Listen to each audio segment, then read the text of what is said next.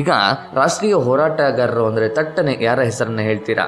ಮಹಾತ್ಮ ಗಾಂಧೀಜಿ, ಸುಭಾಷ್ ಚಂದ್ರ ಬೋಸ್, ರಾಜ್ಗುರು, ಸುಖದೇವ್, ಭಗತ್ ಸಿಂಗ್, ಉಧಾಮ್ ಸಿಂಗ್, ಇನ್ನು ಅನೇಕರ ಹೆಸರನ್ನ, ನಮಗೆ ಗೊತ್ತಿರುವವರ ಹೆಸರನ್ನ ಮಾತ್ರ ಹೇಳ್ತೀವಿ.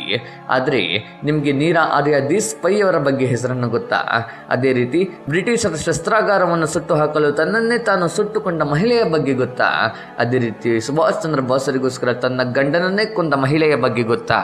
ಹೌದು, ಗೊತ್ತಿರಲೇಬೇಕು. ಅದೇ ಥರ ಪೊಲೀಸ್ ಸ್ಟೇಷನ್ ಒಂದರ ಮೇಲೆ ಭಾರತದ ಧ್ವಜವನ್ನು ಆರಿಸುವ ಸಂದರ್ಭದಲ್ಲಿ ದಂಪತಿಗಳಿಬ್ಬರ ಕೊಲೆಯಾದದ್ದು ನಿಮಗೆ ಗೊತ್ತಾ? ಹೌದು, ಗೊತ್ತಾಗಲೇಬೇಕು. ಅದಕ್ಕಿಂತ ಮೊದಲು ಯಾರು ನಮ್ಮ ಯೂಟ್ಯೂಬ್ ಚಾನಲ್ಗೆ ಇನ್ನೂ ಸಬ್ಸ್ಕ್ರೈಬ್ ಮಾಡ್ಕೊಂಡಿಲ್ವೋ ಈ ಕೂಡಲೇ ಸಬ್ಸ್ಕ್ರೈಬ್ ಮಾಡ್ಕೊಳ್ಳಿ, ಮತ್ತು ಬೆಲ್ ಐಕಾನನ್ನು ಕ್ಲಿಕ್ ಮಾಡಿ ಆಲ್ ಆಪ್ಷನ್ ಸೆಲೆಕ್ಟ್ ಮಾಡಿ. ಗೆಳೆಯರೆ, ಇವತ್ತಿನ ಮೊದಲ ಕಥೆ ಅಂದರೆ ಅದು ದೇಶದ್ರೋಹಿಯೊಬ್ಬನ ಹೆಂಡತಿಯಾಗಿ ಹುಟ್ಟಿದ ಸ್ವತಂತ್ರ ಹೋರಾಟಗಾರ್ತಿಯ ಕತೆ. ಈಕೆಯ ಹೆಸರು ನೀರಾ ಆರ್ಯ ದೇಸಾಯಿ. ನೀರಾ ಆರ್ಯ ದೇಸಾಯಿಯ ಹೆಸರನ್ನು ನೀವು ಎಂದಿಗೂ ಸಹ ಕೇಳಿರೋದಕ್ಕೇನೆ ಸಾಧ್ಯವಿಲ್ಲ ಗೆಳೆಯರೆ. ಹೌದು, ಈಕೆ ಗಂಡನನ್ನೇ ಸ್ವತಂತ್ರ ಹೋರಾಟಕ್ಕಾಗಿ ಬಲಿ ಕೊಟ್ಟಂಥ ಧೀರ ಮಹಿಳೆ. ದೇಶದ್ರೋಹಿ ಗಂಡನಿಂದ ಸುಭಾಷ್ ಚಂದ್ರ ಬೋಸರಿಗೆ ಅನ್ಯಾಯವಾಗುತ್ತದೆ ಅಂತ ಅವನನ್ನೇ ಕೊಚ್ಚಿ ಕೊಲೆ ಮಾಡಿದ ಧೀರ ಮಹಿಳೆ ಗೆಳೆಯರೆ. ಹೌದು, ಈಕೆ ಚಿಕ್ಕ ವಯಸ್ಸಿನಿಂದಲೇ ಸ್ವತಂತ್ರ ಹೋರಾಟದ ಬಗ್ಗೆ ಬಹಳಷ್ಟು ಕನಸುಗಳನ್ನು ಕಂಡಿದ್ದವಳು. ಈಕೆ ಚಿಕ್ಕ ವಯಸ್ಸಿನಲ್ಲಿಯೇ INA ಸೇರಿಕೊಂಡು INA ಗುಪ್ತಚರ ದಳದಲ್ಲಿ ಅನೇಕ ವರ್ಷಗಳ ಕಾಲ ಕಾರ್ಯವನ್ನು ನಿರ್ವಹಿಸಿದ್ರು. ನಂತರ ಈಕೆಗೆ ಮದುವೆ ಸಹ ಆಗುತ್ತೆ. ಮದುವೆ ಆದರೂ ಸಹ ತನ್ನ ಗಂಡನಿಗೆ ನಾನು ಎಲ್ಲಿ ಕೆಲಸವನ್ನು ಮಾಡ್ತಾ ಇದ್ದೀನಿ, ಅದರಲ್ಲೂ ನಾನು INAದಲ್ಲಿ ಕೆಲಸವನ್ನು ಮಾಡ್ತಾ ಇದ್ದೀನಿ ಅಂತ ಎಂದಿಗೂ ಸಹ ತಿಳಿಸಿಕೊಟ್ಟೇ ಇರಲಿಲ್ಲ. ಆದರೆ ಅವನಿಗೆ ಹೇಗೋ ಈಕೆ INAದಲ್ಲಿ ಗುಪ್ತಚರ ದಳದಲ್ಲಿ ಕರ್ತವ್ಯವನ್ನು ನಿರ್ವಹಿಸ್ತಾ ಇದ್ದಾಳೆ. ಇವಳ ಬಳಿ ನಾವು ಬಾಯಿ ಬಿಡಿಸಿದ್ರೆ ಬ್ರಿಟಿಷರಿಗೆ ಬೇಕಾದಂಥ ಮಾಹಿತಿಗಳು ನಮಗೆ ದೊರೆಯುತ್ತವೆ ಅಂತ ಆಕೆಯ ಗಂಡ ಬ್ರಿಟಿಷರ ಪಕ್ಷವನ್ನು ಸೇರಿಕೊಂಡು ಬಿಟ್ಟ. ಬ್ರಿಟಿಷರು ಅವನಿಗೆ ಬಹಳಷ್ಟು ಹಣದ ಆಮಿಷವನ್ನು ಒಡ್ಡಿ ಸ್ವತಃ ತನ್ನ ಹೆಂಡತಿಯ ಕಾರ್ಯದಲ್ಲಿ ಅಡಕುಂಟು ಮಾಡುವಂತೆ ತಿಳಿಸಿದ್ರು. ಅದೇ ರೀತಿ ಅವನ ಗಂಡ, ನೋಡು, ನೀನು ಸುಭಾಷ್ ಚಂದ್ರ ಬೋಸ್ ಎಲ್ಲಿರುತ್ತಾರೆ ಎಂದು ಹೇಳು, ಸುಭಾಷ್ ಚಂದ್ರ ಬೋಸ್ ಇರುವ ಜಾಗವನ್ನು ನಮಗೆ ತಿಳಿಸಿಕೊಟ್ರೆ ನಿನಗೆ ಬ್ರಿಟಿಷ್ ಸರ್ಕಾರದಿಂದ ಉನ್ನತ ಹುದ್ದೆ, ಉತ್ತಮ ಆಸ್ತಿ ಎಲ್ಲವೂ ಸಹ ಸಿಗುತ್ತೆ. ಅದಕ್ಕೆ ನೀನು ಮಾಡಬೇಕಾಗಿರೋದು ಸುಭಾಷ್ ಚಂದ್ರ ಬೋಸ್ ಇರುವ ಜಾಗವನ್ನು ನಮಗೆ ತಿಳಿಸಬೇಕು ಅಷ್ಟೇ ಅಂತ ತಿಳಿಸಿದ್ರು. ಆದರೆ ತನ್ನ ಗಂಡ ಇಂತಹ ದೇಶದ್ರೋಹ ಕೃತ್ಯಕ್ಕೆ ಕೈ ಹಾಕಿರುವುದನ್ನು ಕಂಡಂಥ ನೀರಾ ಆರ್ಯ ದೇಸಾಯಿ ತುಂಬಾ ಖುದ್ದು ಹೋಗಿಬಿಟ್ಲು.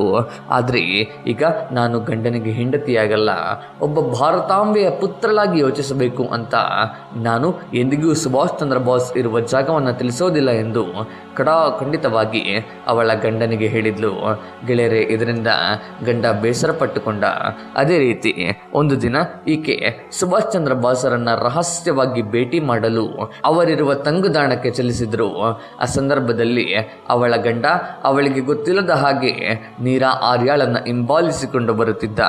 ಇದು ಗೊತ್ತಿಲ್ಲದ ಆಕೆ ಸುಭಾಷ್ ಚಂದ್ರ ಬೋಸರನ್ನ ಭೇಟಿ ಮಾಡಲು ಅವರು ಇದ್ದ ತಂಗುದಾಣಕ್ಕೆ ಹೋಗಿದ್ಲು. ಇನ್ನೇನು ಸುಭಾಷ್ ಚಂದ್ರ ಬೋಸರನ್ನ ನೀರಾ ಆರ್ಯ ಭೇಟಿ ಮಾಡಬೇಕು, ಅಷ್ಟರಲ್ಲಿ ಹಿಂದಿನಿಂದ ಗುಂಡುಗಳು ಫೈರ್ ಆದಂಥ ಶಬ್ದ ಕೇಳಿಸಿತ್ತು. ಆ ಫೈರ್ ಮಾಡಿದ ವ್ಯಕ್ತಿ ಬೇರೆ ಯಾರೂ ಅಲ್ಲ, ನೀರಾ ಆರ್ಯಾಳ ಗಂಡ. ಅದೃಷ್ಟವಶಾತ್ ಅದು ಸುಭಾಷ್ ಚಂದ್ರ ಬೋಸರಿಗೆ ಬೀಳದೆ ಆ ಸುಭಾಷ್ ಚಂದ್ರ ಬೋಸಿನ ಜೀಪಿನ ಡ್ರೈವರ್ಗೆ ಹೋಗಿ ಬಿದ್ದಿತ್ತು. ಆ ಡ್ರೈವರ್ ಬಹಳಷ್ಟು ಒದ್ದಾಡಿ ನಂತರ ಅಲ್ಲಿಯೇ ಪ್ರಾಣ ಬಿಟ್ಟ.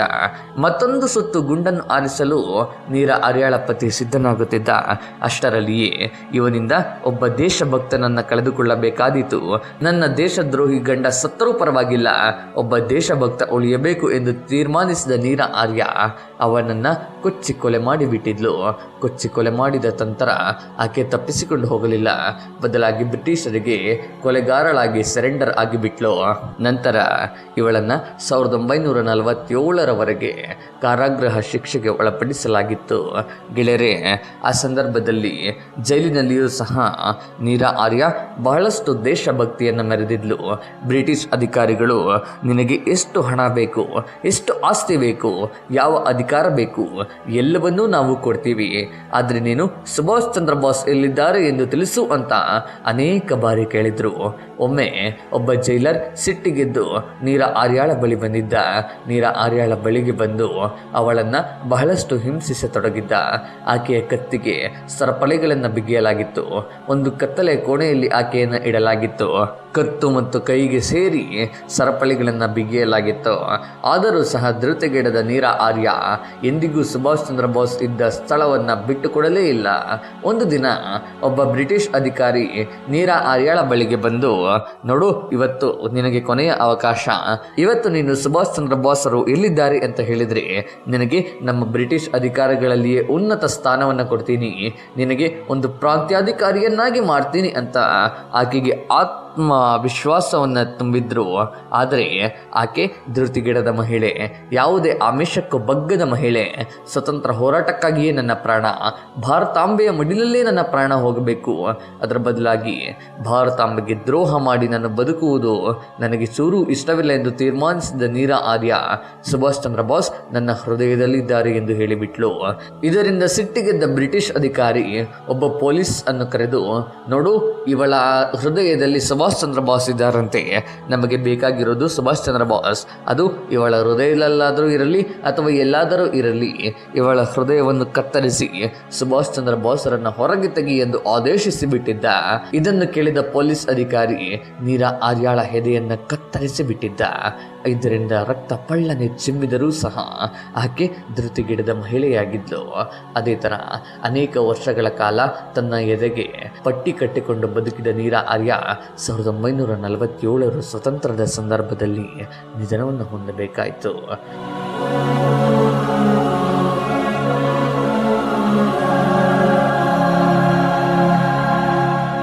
ಗೆಳೆಯರೆ, ಇದು ಒಬ್ಬ ಧೀರ ಮಹಿಳೆಯ ಕತೆ.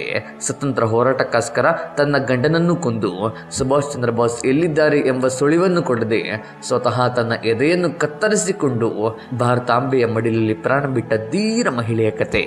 ಈ ವಿಡಿಯೋ ನಿಮಗೆ ಹೇಗೆ ಅನಿಸ್ತು ಅಂತ ಕಮೆಂಟ್ ಬಾಕ್ಸಲ್ಲಿ ತಿಳಿಸಿ. ಮುಂದಿನ ಸಂಚಿಕೆಯಲ್ಲಿ ಮತ್ತೊಂದು ವಿಶೇಷತೆ ಜೊತೆಗೆ ಬರ್ತೀನಿ. ಅಲ್ಲಿವರೆಗೆ ಜೈ ಹಿಂದ್, ಜೈ ಕರ್ನಾಟಕ, ಜೈ ಭಾರತ್ ಮಾತಾ.